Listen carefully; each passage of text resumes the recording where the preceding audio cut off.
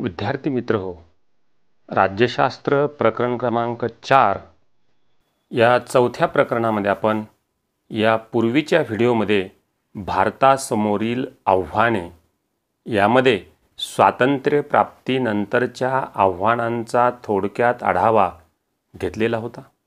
विद्यार्थी मित्र हो, भारताच्या सामाजिक आर्थिक प्रगतीच्या आड येणाऱ्या स्थैर्य आणि शांततेच्या प्रश्नाशी निगडीत काही गोष्टी या प्रकरणात आपण पाहणार आहोत। हे प्रश्न या समस्या राष्ट्र निर्मिती आणि राष्ट्रीय एकात्मतेच्या प्रक्रियेतही आव्हाने निर्माण करतात आणि त्यामुळे देशाला अनेक समस्यांना तोंड द्यावे लागत आहे। दहशतवाद हा शब्द उच्चारताच मनात धडकी भरते। दहशतवादाच्या प्रकारापैकी सीमापार दहशतवाद हा एक दहशतवादाचा प्रकार असून दोन देशातील भौगोलिक सरहद्दीच्या सीमारेषेच्या संघर्षातून हा सीमापार दहशतवाद निर्माण होत असतो।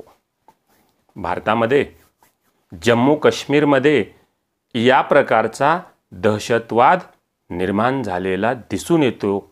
म्हणून आज आपण जम्मू काश्मीरमधील सीमापार दहशतवाद या उपघटकाचे अध्ययन करणार आहोत। सीमापार दहशतवाद म्हणजे सीमेच्या पलीकडून करण्यात आलेली दहशतवादी कारवाई।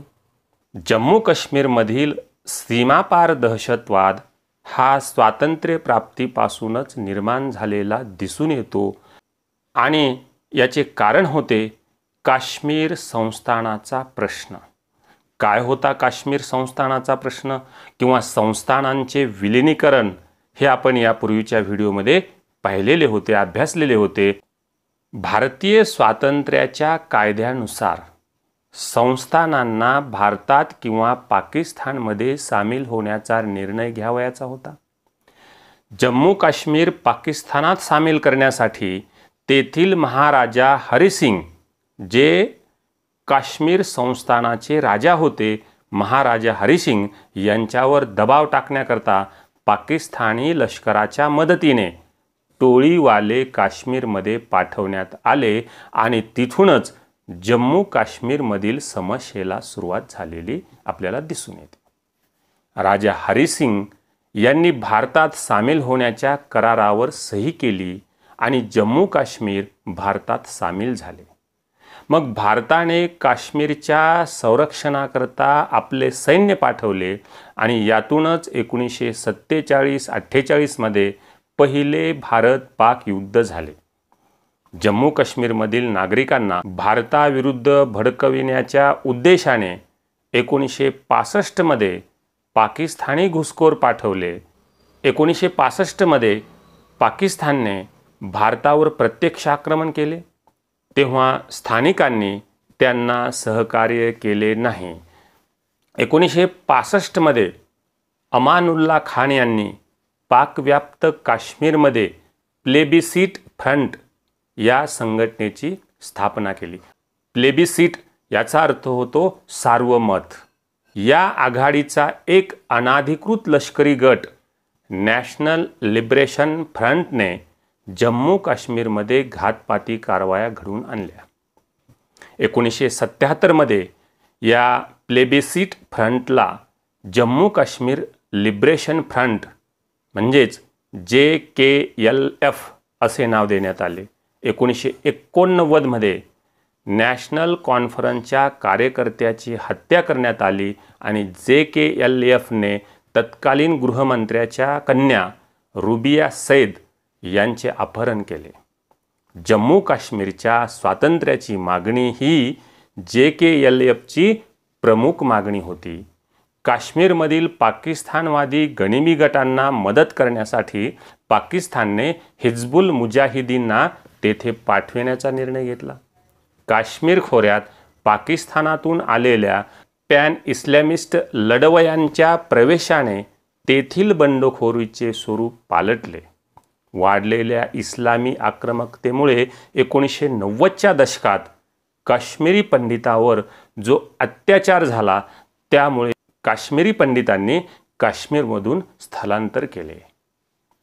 भारत पाक संबंधांमध्ये सीमापार दहशतवाद हा नेहमीच सर्वात महत्त्वाचा मुद्दा राहिलेला आहे. सीमेपलीकडून होणारी घुसखोरी म्हणजे सीमापार दहशतवाद ही जम्मू काश्मीरमधील हिंसाचाराला जबाबदार आहे असे शासनाचे म्हणणे आहे. 2016-17च्या गृह मंत्रालयाच्या वार्षिक अहवालानुसार गेल्या 25पेक्षा जास्त वर्षांमध्ये काश्मीरमधील फुटीरतावादी हिंसाचार आणि दहशतवादाला सीमेपलीकडून मदत पुरवली जाते. यात असेही म्हटले आहे की समाज माध्यमे व विशिष्ट गटांचा वापर करून लोकांमध्ये मूलगामी विचार रुजविण्याचे प्रयत्न पाकिस्तानने केले आहेत. जम्मू काश्मीरमध्ये सातत्याने अस्थिरता निर्माण करण्यासाठी हुरियत सारख्या विभाजनवादी गटांना सीमेपलीकडून राजकीय मदत पुरवली जाते. या संघर्षात दगडफेकीसाठी मुलांचा केलेला वापर व शाळांची केलेली जाळपोळ या अस्वस्थ करणाऱ्या घटना आहेत. या दुष्कृत्यासाठी शाळकरी मुलांचा केलेला वापर हा सगळ्यात खतरनाक भाग आहे. हा पहा, काश्मीरमधील ही शाळांची अतिरेक्याकडून केलेली जाळपोळ आहे, ज्या माध्यमातून सीमापार दहशतवाद किती धोक्याच्या पातळीवरती गेलेला आहे हे यातून आपल्याला दिसून येईल. त्याचबरोबर हा काश्मीरमधील दगडफेक करणारी जी तरुण आहेत, जी मुलं आहेत, त्यांचा हा या ठिकाणी आपल्याला हे चित्र दिसून येत आहे की ज्यामुळे काश्मीरच्या खोऱ्यामध्ये आत्तापर्यंत अशांतता निर्माण झालेली आहे. हा एका घराचा असलेला हा उद्ध्वस्त झालेला हल्ल्यामध्ये फोटो आहे. किती भयानक परिस्थिती असेल हे या चित्राच्या माध्यमातून आपल्याला दिसून येत आहे. आपण एक छोटासा व्हिडिओ पाहू ज्यामध्ये काश्मीरमध्ये हल्ला झालेला TV चॅनल्सवरती दाखवण्यात आलेला होता. हा काश्मीरमध्ये झालेला हल्ला आहे. सगळी पोलिसांची धावपळ आपल्याला दिसून येत आहे.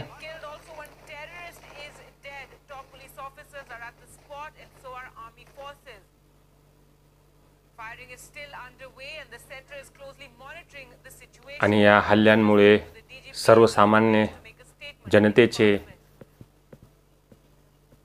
किती नुकसान होत आहे, शासनाचे किती नुकसान होत आहे हे यावरून आपल्याला दिसून येते.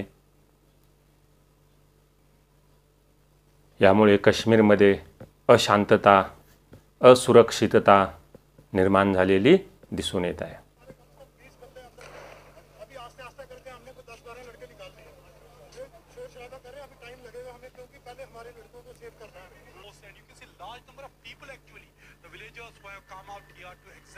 Since morning they are seeing what exactly has happened, because though these attacks are not new to people, you see the helicopters, army helicopters hovering around in the nearby area. लष्कराची चाललेली ही धावपळ यातून आपल्याला या हल्ल्याचे परिणाम किती भयानक असतात हे आपल्याला दिसून येत आहे.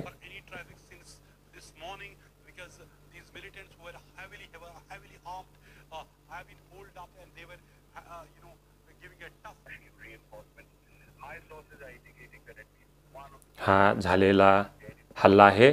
त्या ठिकाणी आपल्याला हे स्फोट आणि धुराचे लोट आपल्याला यातून दिसून येत आहेत.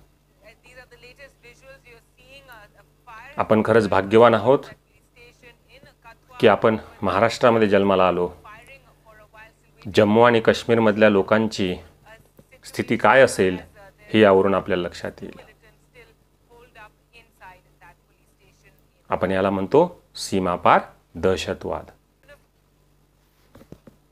या दहशतवादाच्या संदर्भामध्ये केंद्र शासनाने 2016 साली लोकसभेमध्ये काही माहिती दिलेली होती. ती माहिती या चौकटीमध्ये आपल्याला पाठ्यपुस्तकामध्ये दिसून येते. ती माहिती आपण आता झूम करून पाहूयात. शासनाने लोकसभेत दिलेली माहिती. पाकव्याप्त काश्मीर किंवा पाकिस्तानात दहशतवाद्यांनी निर्माण केलेल्या तयारीचा फायदा घेऊन घुसखोर जम्मू काश्मीरासहित भारतात दहशतवादी हल्ले करतात, हे आपल्याला वेळोवेळी दिसून आलेलं आहे. संयुक्त राष्ट्रांच्या सुरक्षा परिषदेतील संबंधात तरतूद ठराव क्रमांक 1267 मध्ये पाकिस्तानातील हाफिज सईद आणि झाकीर उर रहमान लखवी यासारख्या व्यक्ती अथवा लष्कर-ए-तोयबा, जमात उद दावा यासारख्या संघटनांची यादी दिली आहे. त्याचा योग्य पाठपुरावा शासन देखील करत आहे. म्हणजे संयुक्त राष्ट्राच्या सुरक्षा परिषदेकडे ही दहशतवादासंदर्भातली माहिती, या संघटनेची माहिती, संघटनेच्या प्रमुखाचे नाव संयुक्त राष्ट्राच्या सुरक्षा परिषदेकडे माहिती देण्यात आलेली आहे. आणि भारताविरोधी दहशतवादाचा मुद्दा आंतरराष्ट्रीय समुदायासमोर आणि पाकिस्तानशी द्विपक्षीय चर्चेत अनेकदा मांडलेला आहे, पण त्याला पाहिजे तेवढ्या प्रमाणात यश प्राप्त झालेलं नाही किंवा मिळालेलं नाही, अशी ही दहशतवादाच्या संदर्भात दिलेली लोकसभेमध्ये माहिती आहे, जी तत्कालीन राज्यमंत्र्यांनी लोकसभेमध्ये दिलेली होती. हा एक छोटासा उपक्रम देखील आपल्या पाठ्यपुस्तकामध्ये दिलेला आहे. चर्चा करा. ऑगस्ट 2019 मध्ये जम्मू काश्मीर संदर्भात भारताच्या संविधानातील कलम 370 नुसार जम्मू काश्मीर राज्याला असलेला विशेष दर्जा रद्द केला गेला आहे. पंतप्रधान मोदींनी आणि त्यांच्या सरकारने 2019 मध्ये हा 370 कलमानुसार मिळालेला जम्मू काश्मीर राज्याचा विशेष दर्जा रद्द केलेला आहे. काय होतं 370 कलम, हे अगोदर आपण राज्यघटनेतलं थोडक्यात अभ्यासू. भारताचं संविधान आणि या भारताच्या संविधानामध्ये 370 कलम जे आहे ते काय सांगत आहे की या संविधानात काहीही असले तरी, म्हणजे यापूर्वी या संविधानात घटक राज्याच्या बाबतीत कोणतेही निर्णय समाविष्ट असले तरी अनुच्छेद 238च्या तरतुदी जम्मू व काश्मीर राज्याच्या संबंधात लागू असणार नाहीत. म्हणजे बाकीच्या राज्यांना लागू असतील, मात्र त्या जम्मू काश्मीर राज्याला लागू असणार नाहीत. उक्त राज्याकरता कायदे करण्याचा संसदेचा अधिकार पुढील बाबतीत मर्यादित असेल. म्हणजे आपण संघराज्य व्यवस्था स्वीकारली. संघराज्यामध्ये घटक राज्य सरकार आणि केंद्र पातळीवरील सरकार, केंद्र सरकारला जास्तीचे अधिकार घटनेनं दिले, पण जम्मू काश्मीरच्या बाबतीत मात्र हे अधिकार मर्यादित केलेले आहेत. म्हणजेच यालाच आपण म्हणतो 370 कलम म्हणजे जम्मू काश्मीरला विशेष राज्याचा दर्जा, जो इतर घटक राज्यांना देण्यात आलेला नाही. हे 370 कलम 1 वर्षापूर्वीच म्हणजेच ऑगस्ट 2019 मध्ये केंद्र सरकारने रद्द केलेलं आहे. आणि त्यातही आपण हे अभ्यासलं पाहिजे की हे 370 कलम पूर्णतः रद्द केलेलं नाही, त्यातील काही अनुच्छेद रद्द करण्यात आलेले आहेत आणि त्यानुसार जम्मू काश्मीरचे 2 केंद्रशासित प्रदेश म्हणून विभाजन केले आहे. आता 370व्या कलमानुसार जो विशेष राज्याचा दर्जा काश्मीरला प्राप्त होता तो आता राहिलेला नाही, तर त्याऐवजी या जम्मू काश्मीरचे 2 केंद्रशासित प्रदेश निर्माण केलेले आहेत. जसे आपण अंदमान निकोबार हे केंद्रशासित प्रदेश आहेत, तशाच प्रकारे हे 2 केंद्रशासित प्रदेश नव्याने निर्माण केलेले आहेत. मग याच्यामध्ये पहिला जो प्रदेश आहे तो जम्मू आणि काश्मीरचा आहे, ज्याला विधिमंडळ असेल. विधिमंडळ असेल म्हणजे ज्या प्रदेशामध्ये विधानसभा हे घटक राज्याचं कायदेमंडळ निर्माण केलं जाईल. तर लडाख आणि लेह हा जो दुसरा केंद्रशासित प्रदेश आहे त्याला मात्र हे विधिमंडळ असणार नाही, म्हणजे तिथे विधानसभा निर्माण केली जाणार नाही. अशा प्रकारची ही एक चौकटीतील माहिती आपल्याला पाठ्यपुस्तकामध्ये दिलेली आहे. विद्यार्थी मित्र हो, जम्मू काश्मीरमधील सीमापार दहशतवाद काय असतो हा आपण या व्हिडिओमध्ये अभ्यासला. या पुढील व्हिडिओमध्ये आपण भारतातील काही प्रदेशातील डाव्यांचा उग्रवाद अभ्यासणार आहोत. तेव्हा पुन्हा भेटू पुढच्या व्हिडिओमध्ये. तोपर्यंत धन्यवाद.